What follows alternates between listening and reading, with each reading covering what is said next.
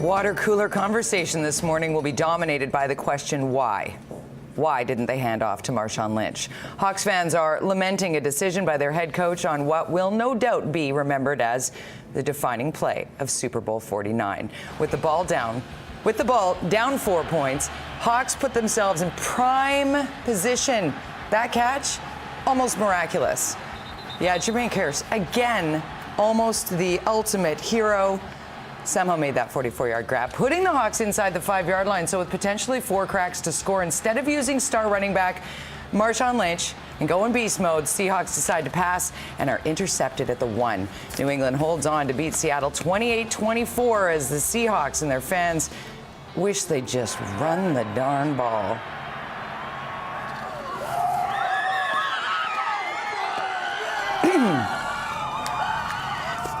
Joy and excitement on the campus of the University of Massachusetts for their New England Patriots. Hundreds of students absolutely flooded the quad to celebrate. The crowd stayed mostly peaceful, with only one person arrested for disorderly conduct. Quite the Super Bowl experience for fans in Vancouver watching the game. While Seahawks supporters were out in full force, there were also plenty of Patriots fans around. Horrible call at the end. How do you not give it to Marshawn Lynch on the 1-yard line? That was a coaching decision. Yeah. You got to give it to your big guy to run it at the 1-yard line. I think they played a pretty good game both ways, but Seattle should have won the game. They were the better team. This year's Super Bowl was one event 2 Maple Ridge brothers will never forget. That's because their commercial was selected to be shown on one of the world's biggest stages. Hey, Ralph. Can I have a Dorito? Sure, when pigs fly.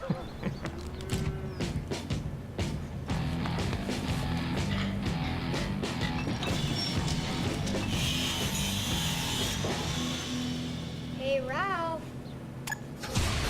Graham and Nelson Talbot's commercial titled "When Pigs Fly" was selected as the runner-up in the annual Doritos Crash the Super Bowl competition. They weren't told the spot had been selected until they saw the 30-second ad on TV in Arizona last night. They aren't coming home with the $1 million grand prize, but they are $50,000 richer after being given the first prize by voters. Graham will be joining us live from Arizona at 8:20 this morning. All right, in other news, if you needed to fill up your tank this weekend, you might have just wondered what happened to get gas prices jumping that high. They jumped big time in Metro Vancouver. Greg Harper is live in Vancouver with the latest. Greg? Good morning, Jody. Well, it was good while it lasted, but you may have realized that the price of gas has gone up. Here at this Vancouver gas station, it's $10.9 a liter. It was a couple weeks ago that the price of gas dropped below $1 a liter. This was throughout Metro Vancouver, but it's gone back up, and it's not like it's been a gradual increase. And many parts of Metro Vancouver went up by almost 10 cents over the weekend. Many experts are saying this is because of wholesale prices going up. Also, corporations stocking up on cheap gas, increasing the demand. So it's a bit higher now to pay at the pump. Here's what people are saying about it. Well, it's inevitable. It's just going to keep cycling up and down randomly. I still think it's better than $1.40 something. It's saving me a lot of money. I'm coming from Deep Cove out to UBC, and my wallet really appreciates it.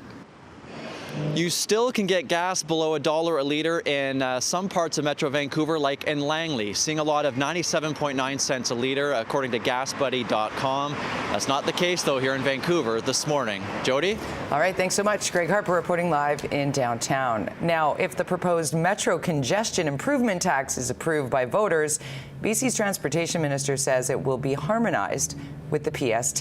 This means shoppers will see a combined transit tax and PST totaling 7.5% on their receipts, but businesses will not have to undertake costly changes to their systems. A mail-in referendum is set to begin next month on the proposed tax, meant to fund new transit options and better roads. Property damage, road closures, and traffic problems have prompted people living near the Evergreen Line construction in Port Moody to voice more concerns about the project. A third meeting is expected to go ahead this evening on Cecile Drive. The major concern in the area centers around 2 sinkholes thanks to the transit line's construction. The last meeting happened more than 2 weeks ago. It was packed full of people demanding answers from project directors. The $1.4 billion project is scheduled to be completed by the summer of 2016. A major storm that dumped up to 45 centimeters of snow on parts of the U.S. Midwest yesterday is now taking aim at the U.S. Northeast. Up to 40 centimeters of snow is expected to tie up parts of New York, Pennsylvania, and New England. Schools and governments are closed. More than 2,000 flights have been canceled. It's also a challenging start to the week for much of eastern Canada, as winter storms and extreme cold warnings are in effect. A storm that moved in from the U.S. overnight could dump as much as 35 centimeters of snow on Hamilton, while Toronto could see 15 or more. Extreme cold warnings are also in effect in northern Ontario and Quebec, and there are more warnings for the Atlantic provinces.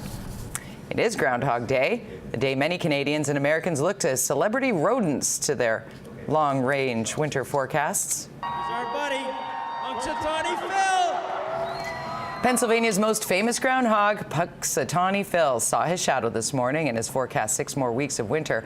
One of Canada's celebrity groundhogs also predicted more winter. Nova Scotia's Shubenacadie Sam saw his shadow this morning, but Ontario's Wyerton Willie did not. So he says an early spring. For their part, meteorologists are predicting February will be cooler than normal across the country.